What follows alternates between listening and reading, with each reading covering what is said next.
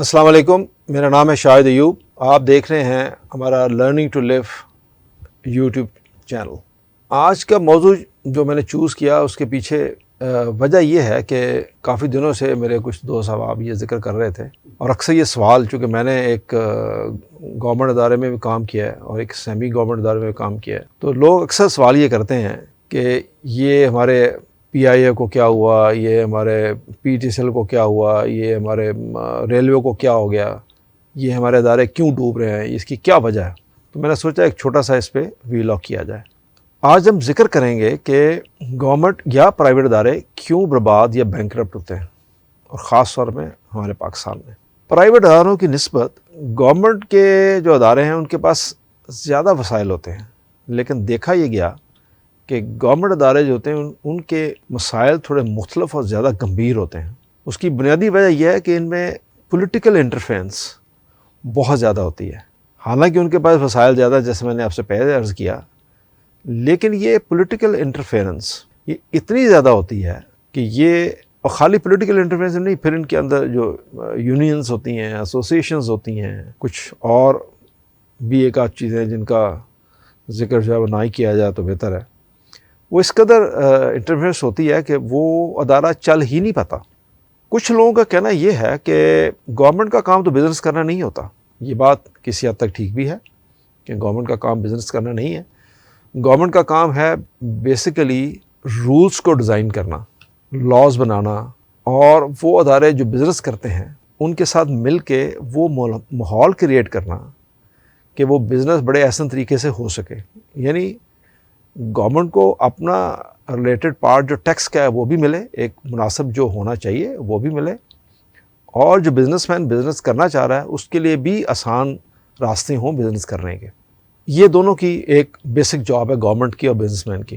لیکن اس کے ساتھ ساتھ یہ بھی تو دیکھنا ہوگا کہ باقی دنیا میں بھی کچھ ایسے ادارے ہیں جو گورنمنٹ کے زیر سایہ چل رہے ہیں اور بڑے احسن طریقے سے چل رہے ہیں.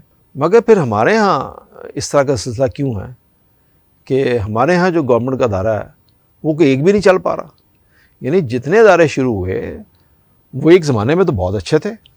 یعنی مثال کے طور پہ پی آئی اے، تو پی آئی اے آج سے 50 سال پہلے تو بہت اچھی چل رہی تھی، بہترین چل رہی تھی. پی آئی اے کا ایک ہوٹل ہوتا تھا روز ویلٹ ہوٹل، وہ تو بہت اچھا چل رہا تھا. آپ کی ریلوے بہت اچھی چل رہی تھی. اس طرح کے اور بھی پی ٹی سی ایل ایک ادارہ تھا گورنمنٹ کے پاس، وہ بہت اچھا چل رہا تھا آج سے 30 سال پہلے. تو چل تو رہے تھے نا اچھے، لیکن یہ آج ہی سارے کیوں ڈوب گیا، یہ دیکھنا ہوگا ہمیں اس کی کیا وجہ ہے. تو اس کو سمجھنے کے لیے اس کو بعد میں ڈسکس بھی کریں گے، لیکن آپ کو ایک چھوٹی سی میں سٹوری سناتا ہوں. یہ مجھے کسی نے بھیجی، یہ سمجھنے کے لیے بہت اچھی ہے اور بڑی مزیدار. وہ کسی ذمہ دار کی بھینس نے دودھ دینا بند کر دیا. ذمہ دار بڑا پریشان ہوا، اسے ایک ڈاکٹر کے پاس لے گیا. ڈاکٹر نے اس کو ٹیکے ویکے لگایا دودھ دینے کے لیے. وہ تھک ہار کر اس نے دودھ نہیں دیا بھینس نے. وہ تھک ہار کر بھینس کو ایک شاہ جی کے پاس لے گیا. شاہ جی نے کوئی دونی دانی دی اس کو دم شم کیا، پھونک شونک ماری، لیکن وہ بھینس ٹس سے مس نہیں، اسے دودھ نہیں دیا. اس کے بعد وہ بھینس کو کسی سیانے کے پاس لے گیا، چلا گیا، لیکن وہ وہاں بھی کوئی صحیح کار فرما نہیں رہی وہ چیز بھی، سیانے کے پاس بھی. آخر میں اس ذمہ دار نے سوچا کہ یار میں اس کو کیا کروں، میں اس کو کس کے پاس لے کے جاؤں. اس نے سوچا شاید یہ کھانا وانا کم کھا رہی ہے تو میں اس کو کھانا اس کا بڑھا دیتا ہوں. اس نے اس کا کھانا وانا بھی بڑھا دیا. اب ظاہر ہے بھینس نے جتنا کھانا ہوتا ہے اس نے اتنا ہی کھانا تھا نا. یہ تھوڑا ہوتا ہے انسان کی طرح اس کا پیٹ بھرتا ہی نہیں ہے. تو وہ ظاہر ایک ٹائم آتا ہے جتنا اس نے کھانا تھا کھا لیا، اس کے بعد چھوڑ دیا. بھینس نے دودھ دینا نہیں کیا، وہ اس نے دودھ نہیں دیا جی. پھر اس نے سوچا کہ اس کو ذبح کر دیتا ہوں، اب جب یہ دودھ دے ہی نہیں رہی تو اس کو ذبح ہی کر دیتا ہوں. تو جب وہ ذبح کرنے اس کو لے جا رہا تھا تو راستے میں نا اس کو ایک سائیں مل گیا. تو اس نے پوچھا کہ کہاں جا رہے ہو؟ ذبح کرنے جا رہا ہوں، یہ دودھ نہیں دیتی، میں بڑا پریشان ہوں. تو وہ سائیں نے اس سے پوچھا کہ بھائی یہ بھینس کو تم ذبح کرنے لے جا رہے ہو، بس ایک بات تو بتاؤ، یہ تمہاری بھینس نے ابھی ایک بچہ دیا ہے، کٹا دیا ہے، تو کٹے کو کہاں باندھتے ہو؟ اس نے کہا اس کے ساتھ ہی باندھتا ہوں، تھوڑا سا دور باندھتا ہوں. تو اس نے کہا کہ اس کی رسی کتنی لمبی ہے؟ اس نے کہا رسی اس کی خاصی لمبی ہے. تو اس نے کہا کہ اس کی رسی چھوٹی کرو اور کٹے کو بھینس سے دور کرو. وہ سارا دودھ تو میرا کٹا بھی تھا، تمہیں اس نے خاک دینا. تو بات یہ ہے کہ اگر آپ نے ان لوگوں کی رسی دودھ دراز کر دی جو اس بھینس کا سارا دودھ پی جاتے ہیں، تو بیچارہ جو اس ملک کا غریب ہے اس کے ہاتھ میں کیا آئے گا؟ اس کے ہاتھ میں تو خالی بھینس ہی آئے گی، اور یا اس کی قسمت اس کو چارہ کھلانا رہ جائے گا، بس وہ چارہ کھلائے گا اور بس اپنی قسمت کو کوسے گا۔ یہ تو ایک چھوٹی سی چیز میں نے بتائی کہ یہ ہمارے جیسے ملکوں میں تو یہ ایک بڑی بیسک ریزن ہے جس کی وجہ سے یہ جو ہمارے ادارے جو کہ خاص طور پہ گورنمنٹ کی زیر نگرانی چل رہے ہوتے ہیں، ان کی تباہی کے تو کافی حد تک یہ ایک فیکٹر ہے کہ تمام تر وسائل کے ہونے کے باوجود وہ چونکہ کٹا بڑا نزدیک ہوتا ہے تو وہ سارا دودھ وہ پی جاتا ہے۔ تو یہ ایک لیکن اب آ جائیں آپ جو باقی جو پرائیویٹ زیر نگرانی باقی ادارے چل رہے ہوتے ہیں وہ بھی تو فیل ہوتے ہیں نا، ان کے بھی فیل ہونے میں بہت سارے عوامل ہوتے ہیں۔ مثال کے طور پہ میں چند کا ذکر کرتا ہوں، جیسے economic recession, economic down turn جسے معاشی کساد بھی کہتے ہیں۔ اکنامک ریسیشن جو ہے وہ مندی کے زمرے میں جیسے صارفین کے اس کی وجہ سے صارفین کے اخراجات میں کمی آ جاتی ہے، جس سے مختلف صنعتوں میں کاروبار پر منفی اثرات پڑتے ہیں۔ مشکل معاشی حالات کے دوران صارفین ثوابدیدی اخراجات میں کمی کر دیتے ہیں۔ تو جب یہ معاشی کساد بازاری ہوتی ہے، اکنامک ریسیشن آتا ہے، تو جو لوگ ہوتے ہیں وہ اپنا پیسہ استعمال کرنا کم کر دیتے ہیں، اپنے سیونگ شروع کر دیتے ہیں، تو وہ شاپنگ ان کی کافی کم ہو جاتی ہے، جس سے کیا ہوتا ہے کہ جو فیکٹریز رن ہو رہی ہوتی ہیں تو ظاہر ہے کہ ان کی پروڈکشن ان کو کم کرنی پڑتی ہے۔ لیکن یہ چھوٹی چھوٹی چیزیں میں جو آپ کو ذکر کر رہا ہوں، یہ مل کے سب چیزیں بنتی ہیں۔ جیسے ایک ادارہ چل رہا ہے تو اس کے اندر اس کو بولتے ہیں کہ فیلئر ٹو انوویٹ، یعنی وہ ادارہ ایک چیز بنا رہا ہے اور وہ چیز بنایا چلا جا رہا ہے پچھلے 50 سال سے، اس میں وہ کوئی انوویشن نہیں لا رہا، کوئی اس میں جدت نہیں لا رہا، تو وہ کاروباری کمپنیاں جو کہ اپنے ہاں جدت پیدا نہیں کرتی، یعنی صارفین کے جو ان کی ضروریات کی جو چیزیں ہیں، ان کے جو نئے رجحانات ہیں، چیزوں کے جو نئی چیزیں آ رہی ہیں، ان کے مطابق اپنی پروڈکٹ کو وہ نہیں انوویٹ نہیں کرتے، اس کو نئی شکل میں نہیں ڈالتے، تو وہ بھی اس طرح کی جو کمپنیاں ہوتی ہیں وہ بھی پیچھے رہ جاتی ہیں، اور پیچھے رہتے رہتے وہ آہستہ آہستہ ختم بھی ہونا شروع ہو جاتی ہیں۔ یہ چیز بھی دیکھنی ہوگی کہ یہ ان اداروں کو اپنے اندر انوویشن بھی لانی چاہیے۔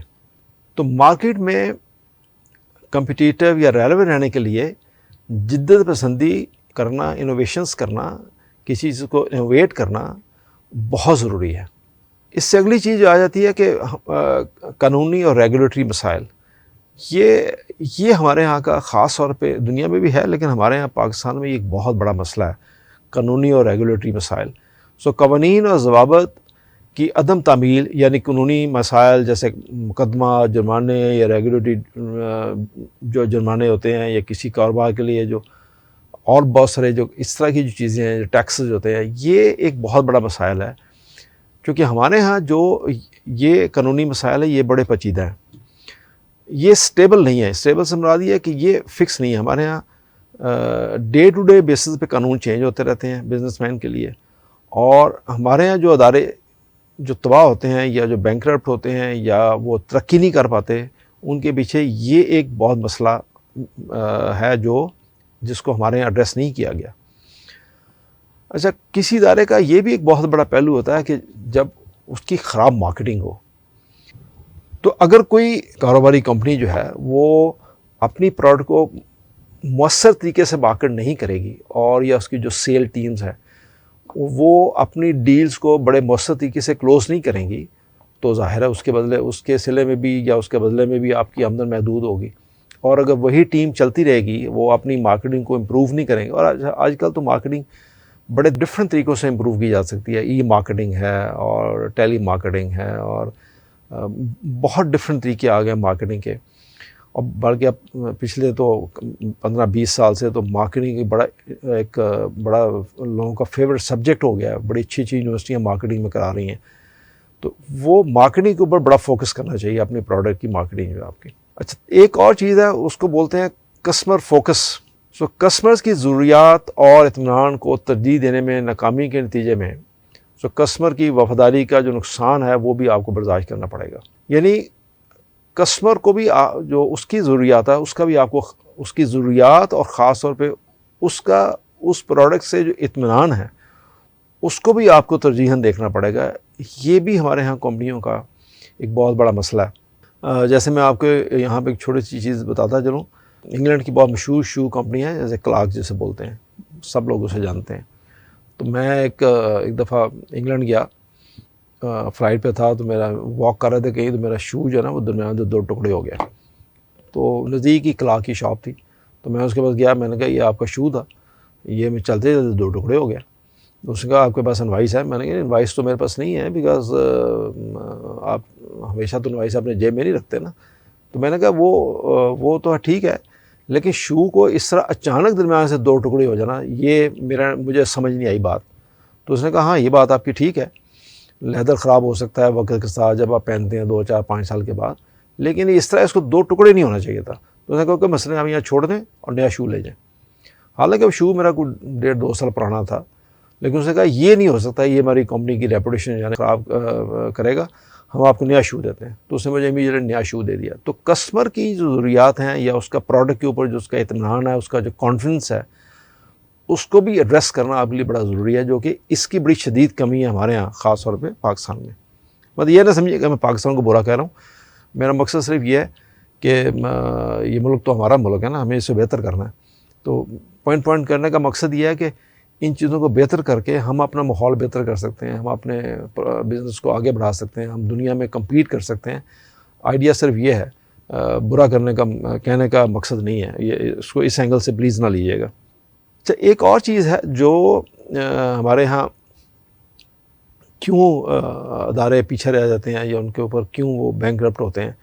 یہ ڈیفینیٹلی جتنے بھی بڑے بزنس ہیں وہ تھوڑا بہت قرض لیتے ہیں بینک سے, اور وہ اسی پہ اپنا بزنس سارا انحصار کر رہے ہوتے ہیں. یہ جو قرضے ادا کرنے کی صلاحیت کے بغیر بہت زیادہ قرض لے لیتے ہیں لوگ. یعنی آپ نے قرضہ لیا اور اب آپ نے ایویلیویٹ ہی نہیں کیا کہ کیا میں جتنا قرض لے رہا ہوں اتنا زیادہ وہ واپس بھی کر سکتا ہوں, اور اگر کرنا ہے اس کی پلاننگ کیا ہوگی, اور اگر نہیں کر سکوں گا تو پلاننگ کیا ہوگی. تو یہ سوچنا بھی بڑا ضروری ہے. انفارچونیٹلی دنیا میں جو بزنس کے قرضے ہوتے ہیں وہ تو انٹرسٹ ریٹ 2% 3%, بلکہ سم ٹائم تو جمان وغیرہ میں تو شاید 1% بھی نہیں ہے, 0% ہے. تو بزنس تب ترقی کر سکتے ہیں جب ان کو آپ ایک بندے کے پاس صلاحیت ہے, وہ بزنس کر سکتا ہے, اس کی اپروچ یہ ہے کہ وہ بزنس کر سکتا ہے, لیکن اس کے پاس پیسہ نہیں ہے. تو اگر بینک اس کو سپورٹ کرے, اس کی جو پروپوزل ہے, اس کی جو فیزیبلٹی ہے, اس کے بعد بینک اس کو قرضہ دے, اور وہ قرضہ 1-2% پہ ہو, 3% پہ ہو, تو وہ کام کیا جا سکتا ہے, اور اس کے اوپر ترقی کی جا سکتی ہے, وہ اس پہ ایکسپورٹ کی جا سکتی ہے, لوکل مارکیٹنگ کی جا سکتی ہے. لیکن اگر وہ قرض ہی اس کو 24-25% میں ملے گا تو وہ اس میں سے کمائے گا کیا اور اپنے لیے کیا رکھے گا, اور وہ دنیا میں یا ملک کے لیول پہ تو ہوتا ہے اگر اس کی کوئی پروڈکٹ, اس کی کوئی مونوپلی پروڈکٹ ہو تو وہ اس کو سیل کر سکے, ورنہ نارمل پروڈکٹ میں تو وہ اس کو مارکیٹ نہیں کر سکتا, اور نہ دنیا میں تو کمپیٹ کر ہی نہیں سکتا 20-25% انٹرسٹ ریٹ کے اوپر. تو یہ ایک بہت بڑا ایشو ہے جو ہمارے یہاں اگین ہے انفارچونیٹلی. اچھا, ایک اور چیز جو دیکھنے میں آئی وہ ہے کاروبار کا جو ناقص انتظام ہے, یعنی غیر مؤثر قیادت, اور اسٹریٹجک جو سمت ہے, جو اس کی ڈائریکشن ہے اس کا فقدان, یہ ناقص فیصلہ سازی, یہ بھی کاروبار کی ایک ناکامی کی بہت بڑی وجہ ہے. اگر مینجمنٹ ٹیم جو ہے آپ کی اس کو کسی بزنس کو کامیابی سے چلانے کی اس میں صلاحیت نہیں ہے, یا اس میں اس کا ایکسپیرینس نہیں ہے, یا اس کا نالج اتنا نہیں ہے کہ اس پرٹیکولر کاروبار کو چلانے کا جو علم ہے وہ اس کے پاس نہیں ہے, یا کم ہے یا ناقص ہے, تو وہ بھی ایک بہت بڑی وجہ ہے. کہنے کا مقصد یہ ہے کہ اگر آپ کا بزنس ایسا ہو جس کو آپ کا ایکسپیرینس ہی نہیں ہے, آپ نے سیکھا ہی نہیں ہو بزنس, آپ کے پاس کوئی ایکسپیرینس ہی نہیں ہے, اور آپ کو لوگ بھی ایسے مل جائیں جن کا ایکسپیرینس نہ ہو, یا وہ آپ ایسے لوگ رکھ لیں جن کا ایکسپیرینس نہ ہو, تو وہ بھی آپ کا ایک نقصان کی بہت بڑی وجہ بن سکتے ہیں. ایک اور وجہ, جیسے آپ نے ناقص منصوبہ بندی کی, یعنی آپ نے ایک کاروبار شروع کیا اور اس کی منصوبہ بندی آپ کی ناقص ہے, یعنی آپ کے پاس اہداف نہیں ہے کہ آپ کو اس کو مارکیٹ کیسے کرنا ہے, آپ نے مارکیٹ کی ریسرچ ہی نہیں کی, آپ نے صحیح مالی تخمینے نہیں لگایا کہ اس کے لیے پیسہ کتنا چاہیے, یا آپ نے اس کو مارکیٹ میں اس کو مارکیٹ کرنے کے لیے اس پروڈکٹ کو آپ کو کتنی انویسٹمنٹ چاہیے، اس میں سے کتنا آپ نے مال کریڈٹ پہ دینا ہے، کتنا آپ نے کیش پہ دینا ہے، اور وہ جو کریڈٹ پہ دینا ہے اس کو ریکور کیسے کرنا ہے. تو یہ پوری مارکیٹ کی اسٹریٹجی ہے وہ آپ نے بنائی نہیں ہے، یا آپ کو بنانی نہیں آتی، یا آپ نے ناقص بنائی ہے. تو یہ بھی ایک بہت بڑی وجہ بنتی ہے. اسی طرح مالی بد انتظامی یہ بھی ایک بہت بڑی وجہ ہے جو کاروبار تباہ ہوتے ہیں. اس میں خراب مالی انتظام کے طریقوں جیسے ضرورت سے زیادہ خرچ کرنا، اخراجات کو کنٹرول کرنے میں ناکامی. یعنی آپ نے ضرورت سے زیادہ خرچ کیے چلے جا رہے ہیں، آپ نے اخراجات کو کنٹرول نہیں کیا، آپ کی آمدن کم ہے، آپ کے خرچے زیادہ ہیں، اور آپ کا جو کیش فلو آپ کو آ رہا ہے اس کو آپ مینیج نہیں کر پا رہے کہ آپ کا کیش فلو کتنا آ رہا ہے، کو کہاں خرچ کرنا ہے، اس میں سے کتنا قرضہ آپ نے ادا کرنا ہے، کتنا آگے انویسٹمنٹ کرنا ہے، کتنا آپ نے اس کا کچھ پارٹ آپ نے R&D پہ لگانا ہے. تو یہ سب چیزیں اگر آپ کو نہیں پتہ، آپ اپنے کیش فلو کو مینیج نہیں کر پا رہے، تو وہ جو مالی بد انتظامی ہے آپ کے اس کارپوریشن میں یا بزنس میں، وہ بھی ایک تباہی کا باعث بن سکتی ہے. اچھا، ایک اور چیز ہے جو مارکیٹ میں تبدیلیاں آتی ہیں. مارکیٹ میں جو تبدیلیاں اکثر آتی رہتی ہیں چیزیں، دیکھیں نا، آپ نے آج ایک کام شروع کیا، تھوڑے عرصے کے بعد جو کلائنٹس ہیں، جو صارفین ہیں، ان کی ریکوائرمنٹ چینج ہو جاتی ہے، وہ کوئی نئی چیز دیکھتے ہیں، کی ڈیمانڈ ان کی اس طرح کی ہو جاتی ہے، اور آپ نے اس مارکیٹ میں رہتے ہوئے آپ نے نئی ٹیکنالوجی کو انٹروڈیوس کرانا ہے، نئی پروڈکٹ کو انٹروڈیوس کرانا ہے. تو وہ چیزیں اگر آپ نہیں کریں گے تو وہ بھی پھر آپ کی کمپنی آہستہ آہستہ پیچھے رہتی آپ کو بالکل بند ہو جائے گی. آپ کو اپنی پروڈکٹ کو اٹریکٹیو بنانا ہوگا، اور اس پروڈکٹ کو کسٹمرز کی ریکوائرمنٹ کے مطابق آپ اس کو چینج کرنا ہوگا. تو جب آپ یہ کریں گے تو آپ مارکیٹ میں کمپیٹیٹو رہیں گے، آپ چیزوں کو بیچ سکیں گے آسانی کے ساتھ. ایک چیز اور بھی بتاتے چلوں کہ جیسے بعض صنعتیں ایسی ہیں جن کے اپنے اندر امپلائیز کے اندر اپنا سیلف کمپٹیشن شروع ہو جاتا ہے. یہ ایک بہت بڑی برائی ہے جو کہ کچھ اداروں میں طویل ہوتی ہے، اور وہ اس کا اینڈ رزلٹ اس کارپوریشن یا اس ادارے کی تباہی پہ جا کے ختم ہوتا ہے. یہ ہوتا کیا ہے کہ آپ 2 یا 3 یا 4 گروپ بچ جاتے ہیں کسی صنعت کے اندر، اور وہ پھر ایک دوسرے سے کمپیٹ کرنا شروع کر دیتے ہیں. ایک مینجمنٹ کو مس گائیڈ کر رہا ہوتا ہے، اس کے نتیجے میں ہو سکتا ہے کہ آپ اپنی چیز مارکیٹ میں اپنی قیمتیں کم کر دیں، یا اس میں مارجن کم کر دیں، یا پھر آپ اس کی کوالٹی نیچے کر دیں. تو یہ سب چیزیں پھر اس کارپوریشن کی یا اس صنعت کی تباہی کا باعث بنتی ہیں. اچھا، ایک چیز اور ہے، اس کو بولتے ہیں آپریشن نااہلی، یعنی آپریشن انایفیشنسی آپ اسے بولتے ہیں. یعنی غیر مؤثر کاروباری عمل یا ناقص سپلائی چین مینجمنٹ اور پیداوار کے مسائل. یہ بھی ایک آپ کا جو پروفٹ ہے اس میں کمی کا باعث بنتے ہیں. آپ کے پاس اچھی ایک عملی نہیں ہے، آپ کی سپلائی چین جہاں سے آپ چیز خرید رہے ہیں وہ آپ مینیج نہیں کر پا رہے آپ. تو بیسیکلی کاروبار کی جو بیس ہے وہ تو آپ کی پرچیز ہوتی ہے ساری. آپ نے کوئی چیز کتنی اچھی قیمت پہ اور کس کوالٹی کی پرچیز کی ہے، یہ بنیاد ہوتی ہے کسی ادارے کی جس کی بیس پہ وہ ادارہ چل رہا ہوتا ہے. تو اگر آپ وہ نہیں کر پائے تو سمجھیں کہ پھر آپ کی آپریشن نااہلی آئے گی، ظاہر اگر آپ یہ کام نہیں کر پائے تو. اور اس کے علاوہ اس میں ایک اور چیز آ سکتی ہے، بیرونی عوامل ہیں، قدرتی آفات ہیں. تو قدرتی آفات پہ تو وہ تو کسی کا زور نہیں ہے، سیلاب آ گیا، ارتھکوئک آ گیا، اس طرح کی چیزیں ہیں. لیکن بیرونی عوامل میں جیسے سیاسی عدم استحکام ہے، اور دیگر غیر متوقع واقعات جو ہوتے ہیں وہ بھی اس طرح کی چیزوں میں اثر انداز ہو سکتے ہیں. سیاسی استحکام جو ہے وہ تو آج کل حالات میں سب لوگ دیکھ رہے ہیں، اور وہ بخوبی اس کا اندازہ لگا سکتے ہیں کہ ہمارا بزنس آج کے دور میں کیسا چل رہا ہے، اور جیسا بھی چل رہا ہے اس کے پیچھے سیاسی عدم استحکام جو ہے اس کا کتنا کردار ہے. یہ آج میں یہ ریکارڈ کر رہا ہوں، آپ بہتر اندازہ کر سکتے ہیں.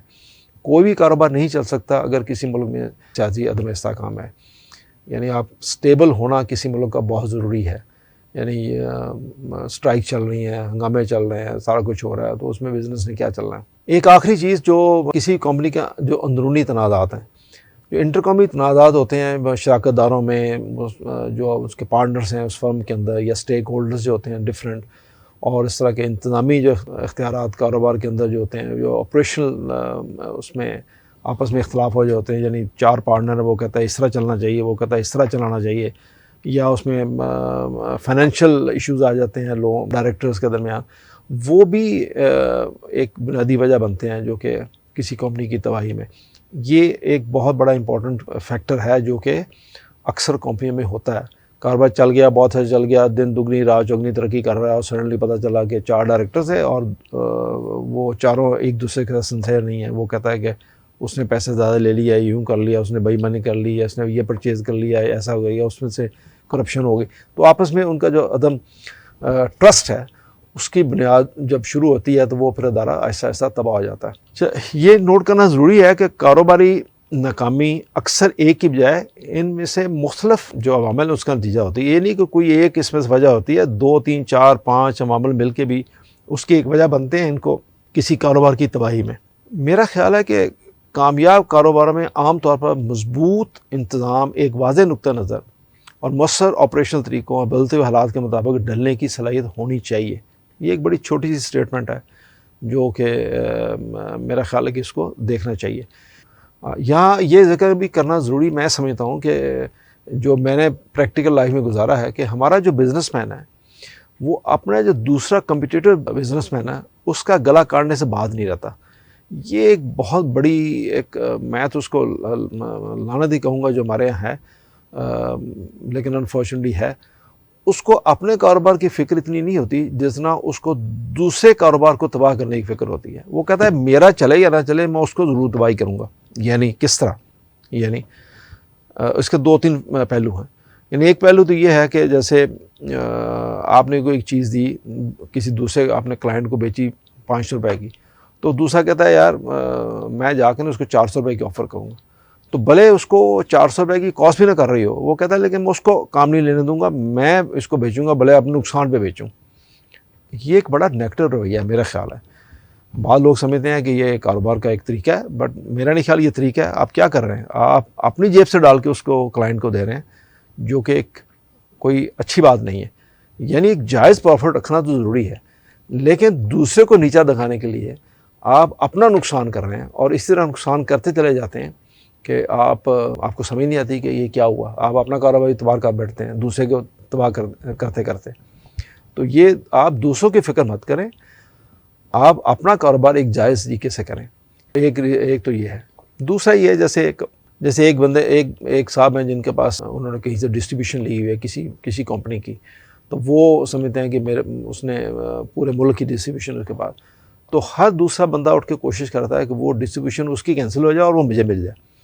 یہ جو سوچ ہے، یعنی جو پیسہ کو دوسرا کما رہا ہے یا جس راستے سے دوسرا بندہ پیسہ کما رہا ہے، یعنی وہ جو ذرائع ایک بندے نے ڈھونڈے ہیں یا اس نے تلاش کیے ہیں ایک بزنس کرنے کے لیے، میری کوشش یہ ہوگی کہ وہ ذرائع، بھلے اس نے 20 سال لگایا ذرائع کو ڈھونڈنے میں، تو میری کوشش یہ ہوگی کہ وہ سارے ذرائع راتوں رات میرے ہو جائیں کسی طریقے سے، اور میں کمانا شروع کر دوں، وہ جائے بھاڑ میں. یہ جو سوچ ہے کہ میں دوسرے کا اختیار کردہ ہوا بزنس راتوں رات اپنے نام کر لوں کسی طریقے سے، تو ہوتا یہ ہے کہ جو دوسری نیشنز ہیں یا دوسری قومیں اگر ان تک یہ بات پہنچتی ہے یا وہ یہ دیکھتے ہیں کہ ہم یہ کر رہے ہیں، تو کوئی پاکستان کا یا ہمارے بزنس کمیونٹی کا کوئی اچھا امپریشن نہیں جا رہا ان کے پاس. یہ ایک بڑی ایتھیکل سی بات ہے اور ہمیں اس ایتھیکل بات کو سمجھنا چاہیے. نہ سمجھے تو کچھ نہیں ہے، لیکن بہرحال یہ ایک بڑی امپورٹنٹ چیز ہے جس کو ہمیں غور کرنا چاہیے. اچھا، میں آپ سے ایک چیز عرض کرتا چلوں. گورنمنٹ جو ہماری کاٹن انڈسٹری کے ریفرنس سے جو بڑے ادارے ہیں ہمارے یہاں، وہ تو آپ دیکھیں کسی نے 50 ایکڑ میں ایک فیکٹری لگا لی یا شوگر مل لگا لی یا ٹیکسٹائل مل لگا لی. یہ بہت بڑے بڑے بزنس مین ہیں جو بہت تھوڑے ہیں. جو ریڑھ کی ہڈی ہے کسی ملک کی وہ ہوتی ہے کاٹن انڈسٹری. اچھا، کاٹن انڈسٹری جو ہے اس کے مسائل جو ہیں وہ اس طرح کے ہیں کہ گورنمنٹ نے کو 25-30 کے قریب ادارے ہیں، چھوٹے چھوٹے جو گورنمنٹ ادارے ہیں، جیسے سوشل سیکورٹی ہے، EOAB ہے، اور اس طرح کے بہت سارے ہیں جو پروفیشنل ٹیکس والے ہیں. تو وہ جو کاٹن انڈسٹری والے لوگ ہیں ان کی وہ جان کو آئے ہوتے ہیں.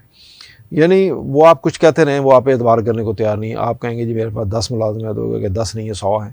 تو وہ اپنا کام کم کرتے ہیں اور ان اداروں کو جواب دہ اب زیادہ ہوتے ہیں. میں ان کی برائی نہیں کر رہا.